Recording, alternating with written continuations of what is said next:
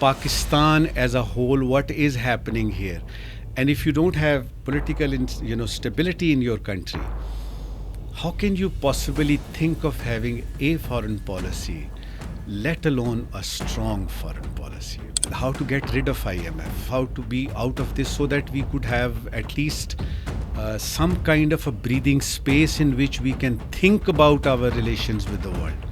Do you actually want to recognize Israel, create a balance between the two? And I don't think the time has come that we have to actually choose between China or the US. Narendra Singh Modi, BJP, they want India only for Hindus. You don't play the victim card that India is doing it, BLA is doing it. Let them do it. Would you be actually be bothered about India? That India starts thinking that now is the time to normalize relations with Pakistan.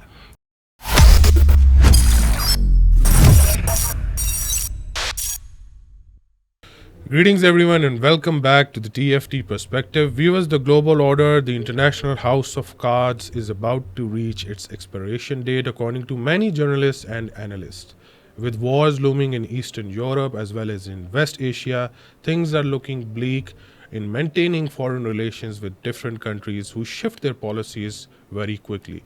In order to address this issue, we have the privilege to welcome a very esteemed guest, former Ambassador Najm Saqib. He has been a career diplomat for Pakistan for 35 years, has served in almost 11 countries, especially in Bangladesh, in Kenya, in Canada, as well as in South Africa, and many multifarious international organizations as well.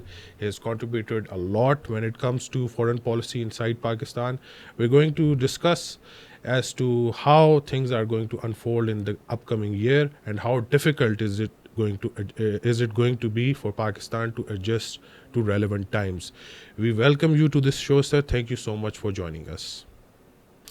So when it comes to foreign policy at large, it seems to be a topic that a lot of people are kind of interested in it, but it's not discussed as much unless it's discussed morely in a more academic tone. So can you briefly explain to us exactly that what foreign policy is and how it's going to shape up Pakistan's future in the coming years? Okay, let's start with the who makes the foreign policy and what determines actually a foreign policy of a country. We need to see that, for instance, foreign policy is not a book that you can write. I remember in 2022, we had this security policy, the first national security policy of Pakistan, in which one chapter was attributed to the foreign policy. Yes, you can see the guidelines, the basic guidelines. Yes, you can say that we have to have good relations with our Muslim brethren, and particularly your neighbors are very important. Then the relationship with the superpowers, of the big powers, the medium-sized powers, Africa, South America, etc. But basically, you have to see that where do you actually belong. If you're making your foreign policy, you need to see who actually are you. For instance, are you one of the very few or one of the many? If you're one of the few, then the discussion on foreign policy will be on a different plane. But if you're one of the many, then you have to go into further detail and actually see what kind of leadership are you having at a given time in your country. What is your economic situation? Are there any debt traps that entangling you? What is your geography? Because geography plays a great role in formulating any state's foreign policy. Then what kind of people are you? The skilled labor, the people, and in these days technology. Because if you see that if you are a nuclear power, your nuclear power, it doesn't increase your GDP. So when you're talking about foreign policy, you need to see the determinants of this particular concept. And then you have to add into it the recent phenomena in which we see that instead of, as an ambassador, We would be writing cipher messages to convey messages to our headquarters. But these days, countries convey messages through firing missiles. And the concept, the dynamics have totally changed. So in this particular situation, we need not only to see what actually foreign policy of a country entails, but also see that are there any changes in the traditional concept of the foreign policy. So I would say that your economic situation, your military prowess, the kind of people and geography, and the leadership, of course, that you have. And in some cases, ideology also plays a great role in formulating a country's foreign policy. For instance, if we look at Afghanistan, Taliban, they claim that they have an ideology and they are following that ideology, and full stop. There is nothing beyond that. So this is how one could explain, the concept of foreign policy, and which are the factors which actually determine a country's foreign policy. Coming back to Pakistan, I think that we need to actually do a lot of homework. We have to go back to the drawing board, not only to understand what foreign policy is all about, but see that what was our past, what is happening now, and are we actually ready to formulate some kind of a policy for the next 30 odd years? Because what happens in Pakistan is that you make a document, for instance, this particular document, 2022, that I just mentioned, the first national security policy. We have seen only the 68 pages of this policy, and we don't know what are the next pages, say about the national security policy. And then it was supposed to be revised after 2 years. So some kind of seriousness is required if you're talking about your policies vis-a-vis the international community. Right now, I think that some misunderstandings to begin with, we need to remove those misunderstandings so that we could actually understand what is happening around us and with us, and then try to see that how best we can react or act accordingly. The first and foremost is that when we talk about challenges faced by our foreign policy, I think our biggest challenge is two questions. Number one, what are our actual challenges? That is our biggest challenge. We don't know. Number two, how to prioritize those challenges in such a way, because you have just a small little GDP that you can, incur the expenses, etc. Is foreign policy, need to be done just as a former prime minister said, that it has to be a independent foreign policy. By the way, there is no such thing as an independent foreign policy. Foreign policy is interdependence.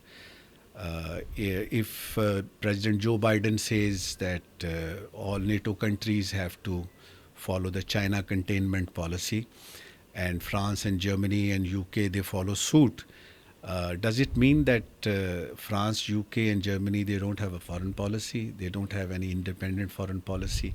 So there are some misconceptions. As foreign policy is the depiction of whatever is happening inside a country. It is a reflection of your socio-political, economic atmosphere, ambience in your country. So we have to, when we have to talk about the foreign policy, we have to talk about Pakistan as a whole, what is happening here. And if you don't have political stability in your country, how can you possibly think of having a foreign policy, let alone a strong foreign policy? Because people matter. That is your national power. And we have to see that what our people actually want from us. Us means the government, the people at the helm of affairs, and what are their grievances, so that if you address their grievances, they are able to actually help you, assist you in projecting your foreign policy abroad. Yeah. Other than that, can you identify exactly that what seems to be the problem when it comes to Pakistan's foreign policy? Is it true that in some extent we are still lacking behind, stuck in the Cold War era, and we haven't adjusted with the times exactly, with multi-alignment ongoing and changes, taking place in Middle East? So, are we stuck in a loop, or is it a source of concern for the government at the helms of affair right now that they have to come up with a 20-year solution to how to actually bring forth a foreign policy or a strong foreign policy? That book I remember, Tale of Two Cities, it begins with these two sentences, and I quote, "It was the best of time and it was the worst of time." Mm-hmm. If you say that Pakistan is stuck somewhere, that is one way of looking at it. I don't believe in it. I being an optimistic, person all my life, I believe in this, that there is always much can be said on both sides of the picture. Right now, if you look at the American or the Russian, foreign policy aspects, they are more stuck than we are in their own way. But somehow, since we know about Pakistan more, so we can see many weaknesses and many problems, with our country. As far as Pakistan's getting stuck is concerned, I think Pakistan can have a reasonably adequate foreign policy, in which we know that how we have to behave being a member of the international community. If we are able to, number one, address our domestic issues, beginning with our economy. If you get $7 billion in 2024 and you start dancing that, we have won some kind of a war, that approach needs to be changed. That instead of boasting about that, we are now able to get our kitchen run, we should be able to now start thinking how to get rid of IMF, how to be out of this, so that we could have at least some kind of a breathing space in which we can think about our relations with the world. So basically, that approach needs to be changed, and for that we have to go back to the drawing board. Unfortunately, one of the main questions right now about your international approach and your foreign policy angles is that we don't know who runs the foreign policy, number one. Who actually determines, who means not what, who determines the foreign policy. And then we have to make a pragmatic foreign policy. For instance, if you want to, let's say the United States of America put some sanctions on you on your missile technology thing. Likewise, they just did. They have done it before, they have done it again. Can we just take it as an emotional setback, or should we take it as a pragmatic, practical problem? Why do we face this problem every now and then? Because in our neighborhood, in India, they have much bigger and much sophisticated missile program going on. In North Korea, they have a loot sale of missiles, and nobody's bothered about them. Why Pakistan? So you need to understand that one thing leads to another. We have to, make our Qibla, in the right direction, so that we could see why this has happened and why this has happened now. To understand that, I hope that we actually want to address these issues. Because talking about issues, knowing that what are the lessons learned in a presentation, knowing that we know, oh, okay, we know why the United States is doing like this, why the West is behaving like this, and why suddenly IMF and GSP Plus and all these deterrents, they start looming large in front of us. This is not enough. We have to actually analyze why these monsters keep on bothering us every now and then. For instance, in case of terrorism, we have to address these fitna al khawarij or TTP and all these likes, Jaish and Al Qaeda and whatever, and save our country and make our country safe for the people of Pakistan.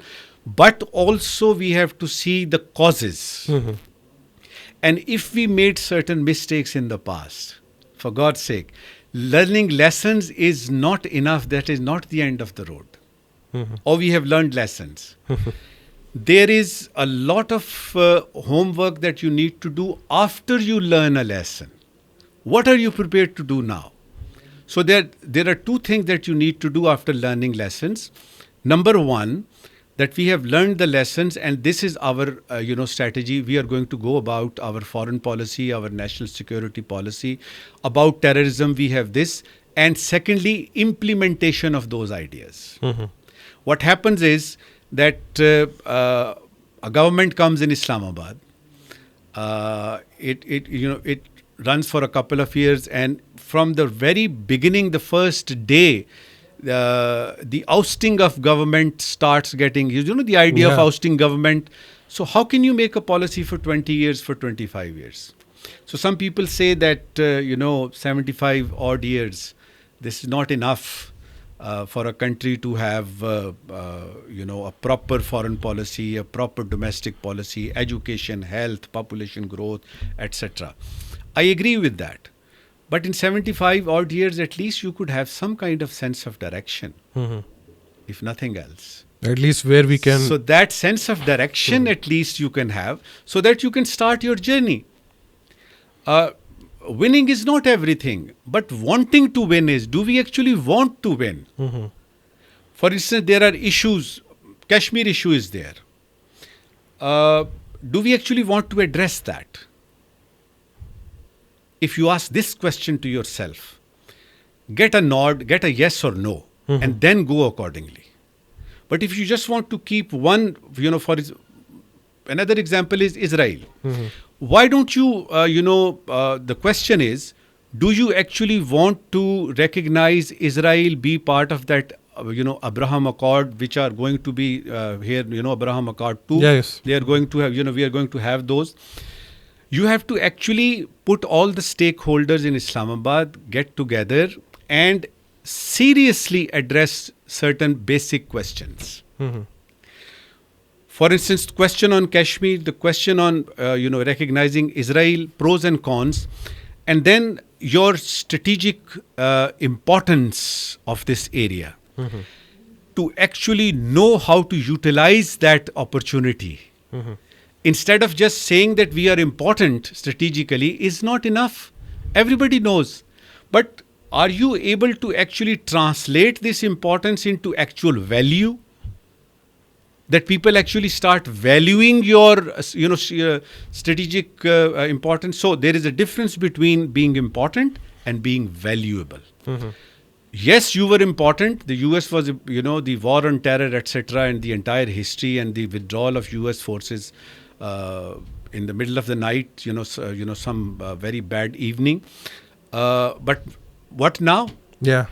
What now? It seems like it's more trouble now. So we have to, you talk about any aspect of your foreign policy. I assure you, after few minutes, you will be faced with this big question mark. What now? So instead of leaving it, and one more thing I just recalled. If you see the history, we have people like Sun Tzu, Clausewitz, Machiavelli, and all these people who have told us about how to run the political science through your national or foreign policies, etc., or how to win a war or how to fight a war. All these things have become obsolete. Yes, they are important. There are certain things which are still valid. But the things have changed.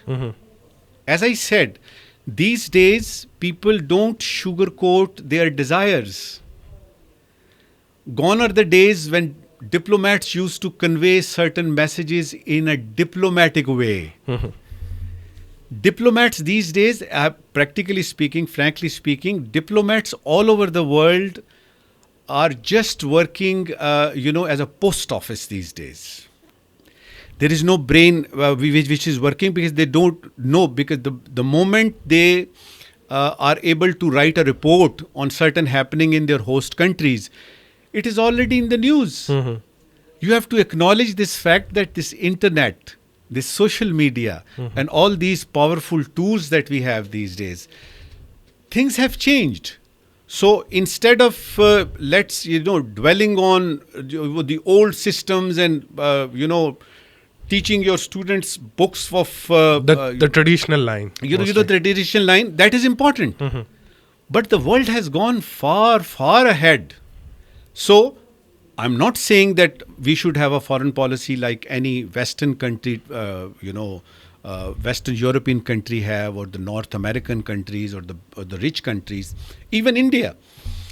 You have to face certain realities.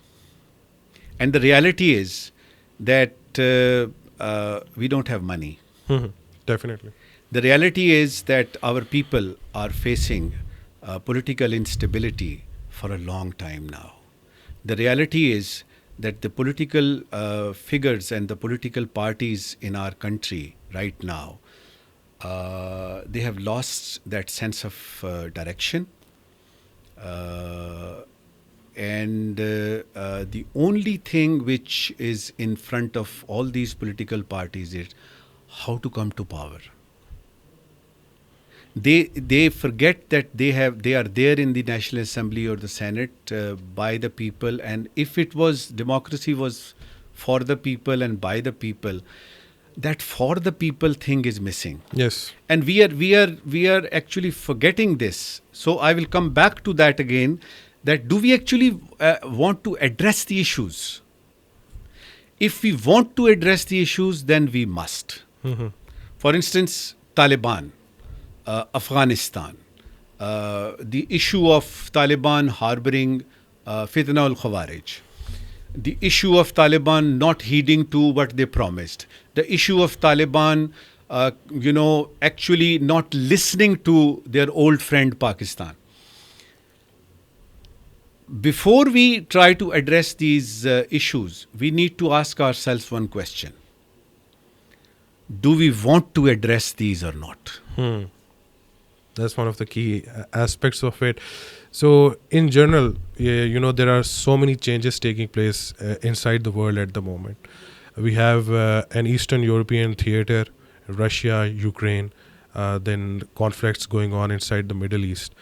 Where do you see the overall world is heading? And likewise, quickly countries are adjusting to the new technology, new terms, new economics. There are blocks being made. There is a Eurasian bloc, then there is a Western bloc. So if we are to see a politically unstable Pakistan in the coming years, if we do not address to our domestic issues at the helms of affairs, so how do you see our foreign policy is going to look like? Is it going to be just like what is happening right now? There is going to be some substantial change. I am not, pessimistic about the political situation or the economic situation of Pakistan. This is a phase, and as every phase, fades away, it is going to go away. But I want to see that will, that determination to address these issues. Double games, produce double results. And it is your luck that the result which you see is in your favor. So, adjusting yourself according to the changes outside the world and, around the world. If your freelancers in Pakistan, they're not able to utilize VPN and internet, how can you possibly think of adjusting yourself? So again, domestic policies. So what happens is that in particularly political science and diplomacy, you don't need to find just a solution to a problem. You have to see that solution it does not contradict with other important issues. For instance, if you want to apprehend these digital terrorists, that is a legitimate concern. But to address that concern, if you have to forego, the internet facility in Pakistan, we have to see. You must look for win-win situation. What happens is that you are good in this sphere, and you are getting, bad results in another sphere, very important sphere. So if you want your brain drain to stop, then you have to create jobs in Pakistan. Then you have to at least provide internet to them. If they are leaving this country because they don't feel that, they say that justice is not here and opportunities are not here, and hence the brain drain, then you have to see that why and address that why. So either you put a firewall on internet and apprehend these, digital terrorists, or control the social media, or you have to, see the economic after effects, drawbacks, which your young generation particularly. In speeches we say, oh, young people, youngsters, they are our future. We tend to forget that we have a present also. We have a present also, and we had a past also.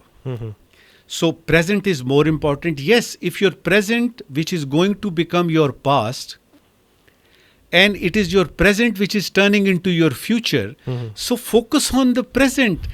Right now we have to see what are our strong points, what are our weaknesses, basics in BA political science. Basics have to be seen, and then instead of talking about, in big terms, Pakistan is a nuclear power, yes, but nuclear know-how doesn't provide you with that kind of mental security that a young man needs. Definitely. Nuclear program does not increase your GDP. Nuclear program is for deterrent. It is for one day, God forbid, something happens, and we will use this. But even in these times, it seems to be like deterrence is also what kind going of on. people do you have? What kind of problems are they facing? Unfortunately, whenever you are in power, in whatever sphere, maybe in legislature, or in judiciary, or bureaucracy, or wherever, you tend to forget certain things. Who brought you here? What are your primary responsibilities? So if you remain in that, for instance, we had this, a very hero-like Prime Minister Imran Khan for about 4 years. He had very good ideas, certain very sane ideas. But did he actually implement those ideas? They were just ideas. Was he able to implement his ideas? Because at the end of the day, he said that he was not allowed to do, what he wanted to do. Okay, so what do we do? So the bottom line is that having good ideas does not mean anything unless there are some practical steps that you take. And that policy, that foreign policy or domestic policy, has to be doable. We must be able to achieve something. Instead of just talking, action speaks louder than words. So coming back to the region at large, we see that India is finding it very difficult in adjusting in the new era, especially with changes inside Nepal, government changes inside Sri Lanka, and now the sudden shift which we are observing inside Bangladesh. I remember back in Egypt, Prime Minister Shehbaz Sharif also met Dr. Yunus what can Pakistan now do in this ample opportunity, I would say, when it comes to foreign policy in Bangladesh? First, about Bangladesh. Bangladesh, under Hasina Wajid's rule, was not a part of India. Mhm. Let's be very clear about it. And now that Hasina has gone and Dr. Yunus, the interim government, is in power, that doesn't mean that Bangladesh has become East Pakistan. Let's be very Definitely. clear about that also. Secondly, let Bangladesh flourish on its own, and let's talk to them, on equal terms. It's an independent country, and the meeting that you have mentioned, there were three important things that Dr. Yunus told our Prime Minister. One was that we have to actually now settle all those misgivings and all those things relating to 1971. Number two, he talked about the future trade and economic relations. And number three, he talked about the revival of SARC. You know that SARC was the brainchild of Bangladesh. On SARC, I can only say that as long as India is there, and as long as that myopic view, Indian myopic view about the whole region is there, SARC is not going to be revived, and we will find all sorts of problems in its running. Those people who think that if Bangladesh can have that kind of change, that so-called Z generation, so anything like this can happen to Pakistan also. I'm sorry, I don't believe that. Bangladesh and Pakistan, there is a sea difference between the two countries, their culture, their approach, the kind of resources that we have, the kind of law enforcing agencies that and forces we have, Bangladesh didn't have. You can't have a Bangladesh-like situation here in Pakistan. And similarly, a situation like Sri Lanka, people talked about that Pakistan is going to be default and all that. I never believed in that, and I don't believe in it. Another important thing about this is that there is a misperception in Pakistan that as long as we have this nuclear program, we will not be going into default. This misperception has to be cleared because that doesn't mean that nothing like this happens to you. The interesting thing and the good luck is that the world powers, those digital colonizers, they are focused somewhere else, not on Pakistan right now, especially after the withdrawal of the US forces. So to say that Pakistan and Bangladesh, they are similar, they are friends, we have very cordial relations with these countries. And Dr. Yunus, I have met him 2-3 times when he was starting his microfinance. He's an amazing human being. I don't know about his administrative qualities, but I see him as an innovator, a person who can imagine things and actually get them implemented. So don't worry about Pakistan, Umar, about this. Nothing like that is going to happen in the foreseeable future, and God forbid, it must not happen. Yeah, other than that, Richard Grenell is very famous these days, especially on X. And he's been taking the Pakistani government by storm. Or most of the times he's talking about free Imran Khan and that. Another aspect to that entire issue is that he is going to be part of Donald Trump's cabinet as well as his special mission assistance program.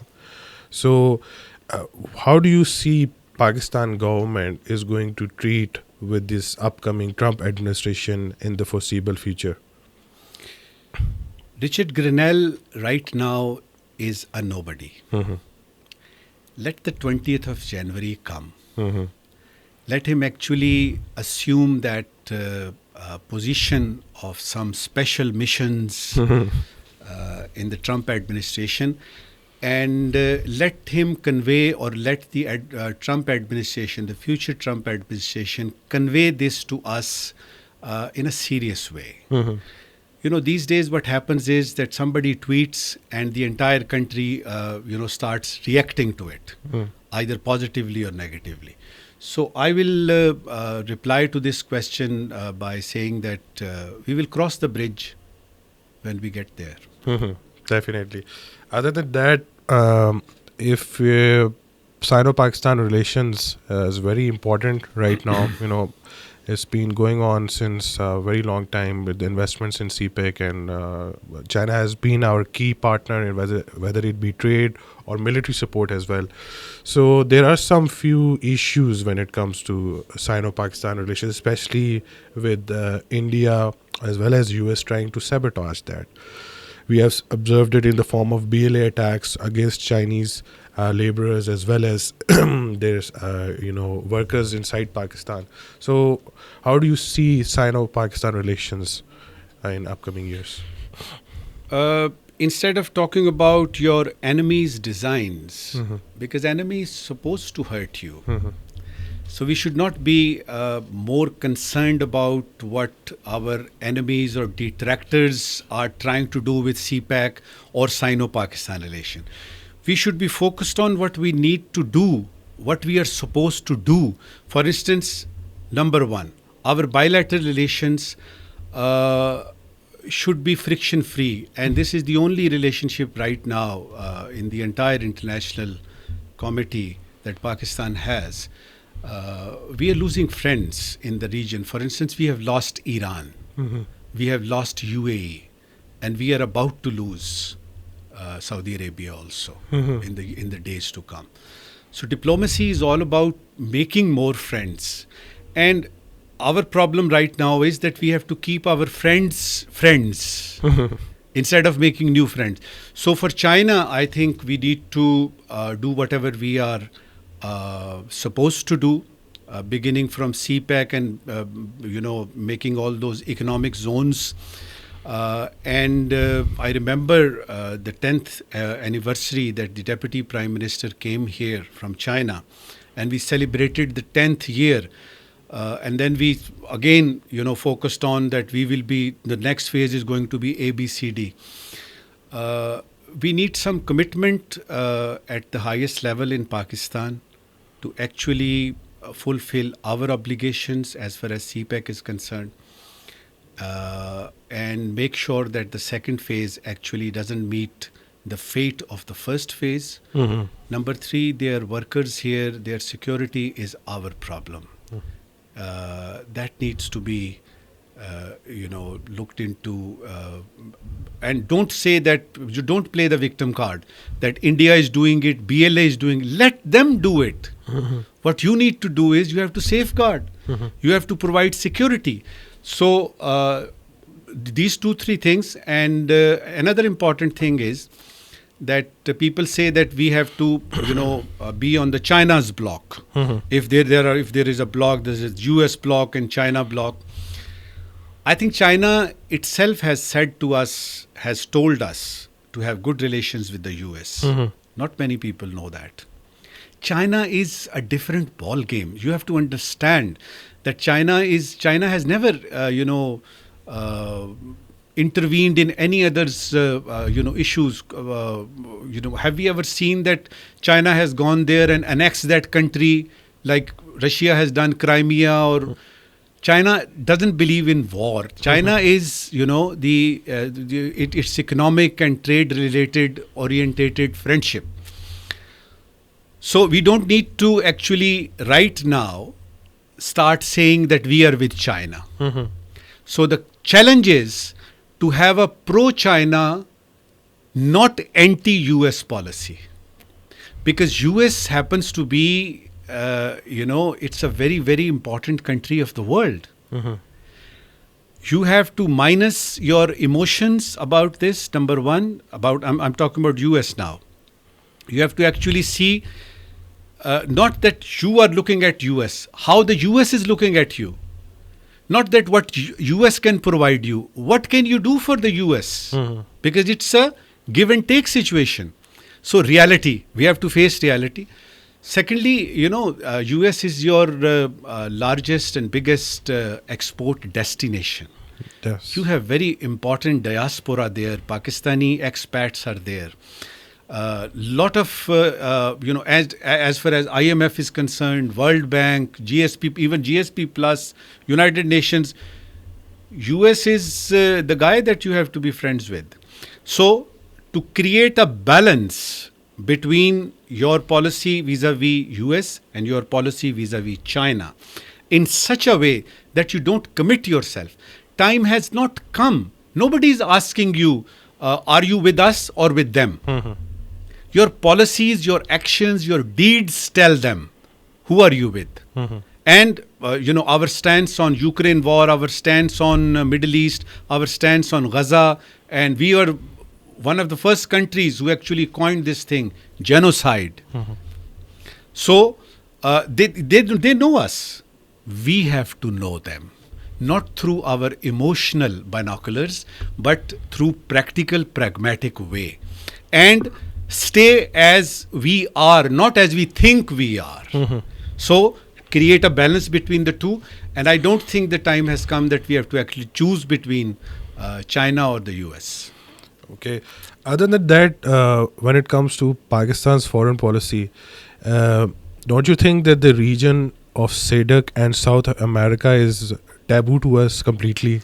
It's a very new term, and it comes in the news as well that we have diplomats over there. Maybe they're doing something, but it's not discussed as much as Europe, Middle East, North America. I wonder if many of the think tanks based in Islamabad know what SADC is all about. I'm not sure. Look, as far as Africa and South America are concerned, we have not been able to actually see the real potential of these two very important continents. Yes, with regard to Africa, for instance, we heard about 6-7 years ago, Look Africa policy. And then it changed in the last 2 years. We see that Look Africa policy has changed into Engage Africa policy. What has happened? We have sent some, aid to, in the shape of grains and rice and all that, to some of the poor countries of Africa, and that's about it. And we have opened a couple of new missions, diplomatic missions in some of the new countries, and that's about it. The problem is that we don't want to go there where we have to actually give something. We are looking at places, countries where we can take something.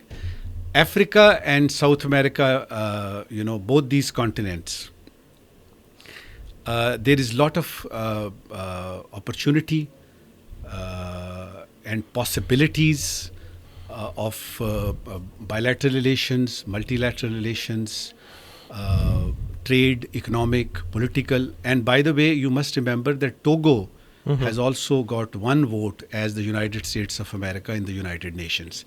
But what we see here is that we will go to Gulf because of our, traditional history, Western Europe, North America, Canada, America, maybe some European Union, GSP Plus and all that, and our whole foreign policy or trade policy, and to be very specific, the economic diplomacy that we have. We need to explore these two continents also. But I think right now we don't have time. We have certain immediate, the wolf at the door is more dangerous than the lion in the jungle. So right now the wolf at the door, for instance, Afghanistan and India here, the South Asian volatile situation and the Middle East situation. But let's say if we have a breathing space, we need to actually see whether whatever we are saying about engaging Africa, Look Africa, are we actually doing that or not? Other than that, last question is of our Western neighbor. Changes in the government. Taliban now is complete control over Afghanistan. From very close friends, very cordial relations, whether it be in the 90s or even after the American withdrawal, it seems to be that we are now on a warring path against one another. So, where does Pakistan stand? Is it that we cannot understand them properly, or is it that they have an expansionist or extremist outlook, that they have to do this in order to have legitimacy back at home inside Afghanistan? We need to understand, and I hope you ask me. You said it. It's the last question. You asked me about our relations with India. Also, I would like to say a few words on that also. So let it be the penultimate question. In order to understand what have we lost in our relationship with Taliban, we know about it, and I think the realization is there that Afghanistan is a sovereign country. We don't recognize it as no one in the whole world recognizes its government. But there is a confusion about recognizing Afghanistan and recognizing the government of Taliban. Please note that the entire world recognizes the country of Afghanistan. But no one in the international community has actually recognized the government in Kabul. Pakistan has a history with Taliban, and Pakistan has history with Afghanistan. These are two different things. I think we know the details. Coming back to present and future, we need to understand what kind of people are we looking at. You're not dealing with a Scandinavian country. You're not dealing with Norway and Sweden, so that you could say, oh, you said this in Doha, we agreed this, and when you were in Ashraf Ghani's time, we decided all this. No. They are a different ball game altogether.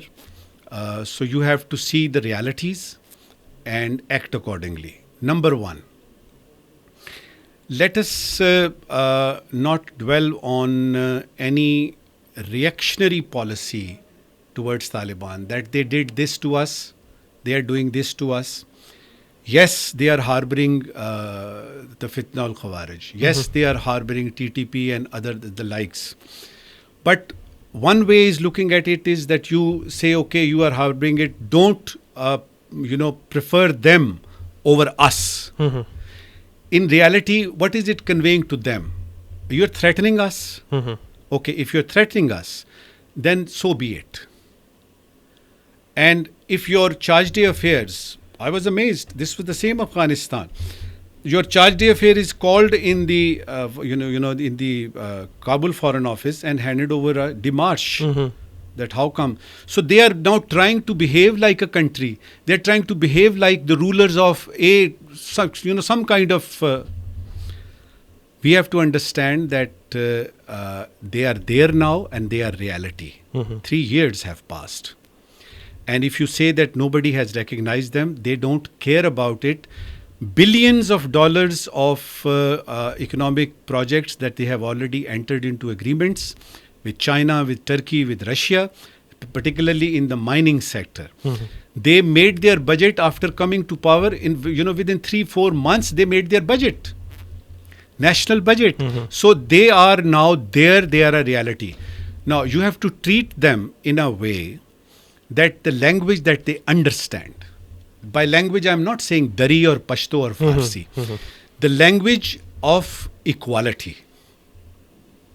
And that they must be conveyed that they are equal and we are here to talk. We have been talking. We have sent many delegations to Afghanistan over the last 3 years. Some, openly, and some, through the other ways. But the result is that they are not listening to us. So, first of all, we have to see why aren't they listening to us. And secondly, we have to see that, okay, we have repatriated thousands and thousands of Afghans to their homeland. We have taken certain measures about the transit rate, etc., etc.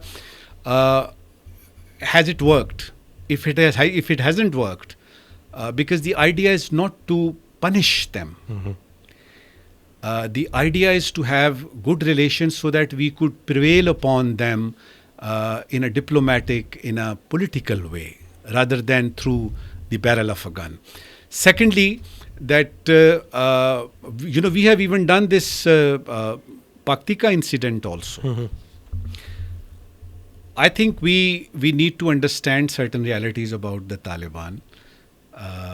Because I remember when the US, if the US, if Soviet Union, you can't subjugate Pakistan, Afghanistan. Somehow it has proved, history has proved it. So we have to understand the ground realities, act accordingly, and try to see whether right now they need us or we need them. So if we think that because of the TTP and all that, the likes, we are having problems here, we need them more than they need us. Have you ever, they asked you, they requested you for the repatriation, that stop this and all that. After that, they even stopped saying that. We need them more. So we have to understand that how can we possibly prevail upon them? Because if we need them, and we have to be very straight and honest in our, certain areas. As I said that with Taliban, you need to be honest. Whatever you say, you have to do.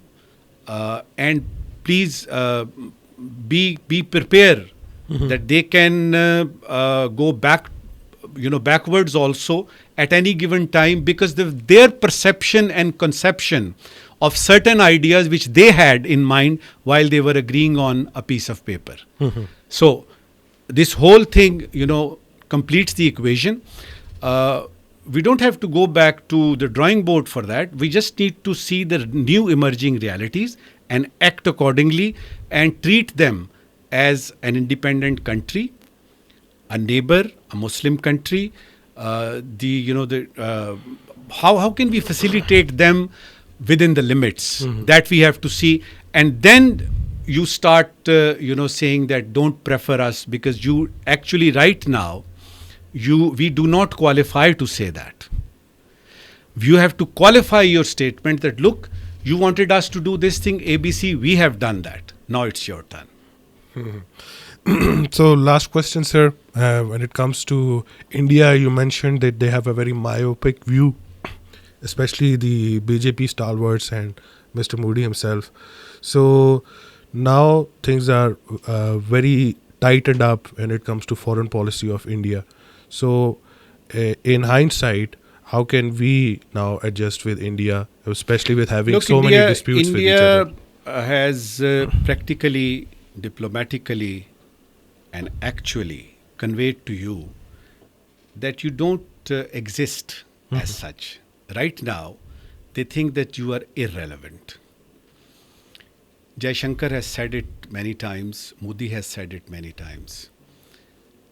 Instead of sulking and instead of saying that, oh, look, who are they to ask us that we are relevant ABC, instead of trying to prove your relevance, let us try to understand why are they saying that. In simple words, it means we don't need you. In simple words, it means that whatever you are up to, we can react to it accordingly and proportionately. And don't take chances with us. This is the exact translation of that word, that you are irrelevant to us. You are not relevant. Instead of just, thinking that, oh, India is a big neighbor, we have to come to terms, with this situation, and we must start trade and, the Kashmir and all that. Instead of all this discussion, we have had a lot of discussions on all these matters, that which comes first, Kashmir or trade. I think the important thing is the realization that it is a new India. An India which wants to become a permanent member of the UN Security Council. An India which is looking at eye to eye, eyeball to China, and it wants its own status as one of the bigger powers, not only in the region, all over the world. And this Hardeep Singh Nijjhar incident, it has clearly, unequivocally told the world that it means business now. And surprisingly, the reaction from the Five Eyes or from the US and all that, very lukewarm. So reality, Pakistan needs to put its own house in order. Instead of India bashing, gone are the days when in 1965 we used to say crush India, and one Pakistani soldier is, equal to 10,000 Indian soldiers and all that. Times have changed. We have to realize that war is not the answer. Yes, you have to be prepared because you can't anticipate what your enemy is going to do. Preparedness is something else. To put your own house in order is an entirely different ballgame. So if you put your own house in order, let's say that you get rid of this debt trap. Let's say that your GDP jumps up to, let's say, 4 times, and your tax to GDP ratio is much higher than India itself. Would you be bothered about India? You have to look at your own people first and then try to see what you actually want from your neighbors. And as far as making India understand on certain things is concerned, I am extremely sorry. Logic doesn't prevail if you are facing power and brutality and myopic views. And sometimes I wonder that in Germany, when Hitler started this campaign against Jews, that get out of this country and you are not required anymore. And the entire world actually admonished him and secluded him and, gave him every adjective, in the book. Why the world is not looking at in today's India these days? Because Narendra Singh Modi, BJP, they want India only for Hindus. Amazing similarity. Nobody. Yes, we know about the this Hindutva and all that and BJP and all that, but nobody is looking at this aspect that India, right now India under Modi, the third tenure, they just want, may it be the held Kashmir or in India generally, they want Hindus to be there. So is it some kind of a nationalist policy or is it some kind of a discrimination against humanity? These are the questions that the international diplomat should understand, should know what is happening in India. But unfortunately, the West, particularly the United States of America, an enemy's enemy is a friend. So China is an enemy. So whosoever is the enemy of China is a friend. So this is one equation. Secondly, India is serving the Western purposes, particularly the US purposes in the region. And that is why, if an enemy's friend is an enemy too, so we are Chinese friend and we are paying for that. India is the apple of an eye as far as the US is concerned or the West is concerned, for their ulterior motives, for their ulterior designs. China containment and China trade war and South China Sea and Taiwan, etc. So India suits them, Pakistan doesn't. So you can't get rid of this particular country. It is your neighbor. You can't change your geography. B, that for some odd reasons, India is more important for the West than Pakistan. C, that India has its own designs also. You know that Akhand Bharat, yeah. The concept, etc. And they have certain practical indicators, economic indicators to substantiate that. Look at their economy, look at their technological progress, etc., etc. So we have to see these two things, that A is that how to have a pragmatic, practical foreign policy vis-a-vis India, including Kashmir and, Sir Creek and all those issues, water issues, etc., Indus Water Basin Treaty, etc. The second thing, simultaneously, we have to see that we need to put our own house in order. And when I say that, It means your economy, the trust of your people. The trust of your people in any given government of the day. These two things can go parallel. And we don't need to actually beg them to talk to us. Normalization is not a one-way process. If India wants to normalize, we have to actually be able to be at that level that India would like us to, number one, consider us as relevant. Number two, they should also talk about, normalization. We are not here to beg them that let's start trade, here and all that, and let's do this and let's do that. And we don't have to play the victim card also. Mind you, blame gaming and playing a victim card do not work. These two things do not work in the real politic, in the real world these days. So we have to actually open our eyes and see it clearly. It is written on the wall. India is an enemy. India is going to remain enemy. India will always be your enemy. And there are hundreds of reasons. We need to put our house in order to be economically strong. So strong that India starts thinking that now is the time to normalize relations with Pakistan. Yeah, now is the time to normalize relations with Pakistan. I think it will only come down to if we are going to make ourselves relevant, economically viable, strong, and we work for to solve our domestic issues first. Thank you so much for joining us, sir. So we had a very close and candid discussion when it comes to foreign policy, especially in the dire states of what the international system is at the end. Thank you so much for watching us. Please do leave a like and subscribe our channel. Bye-bye.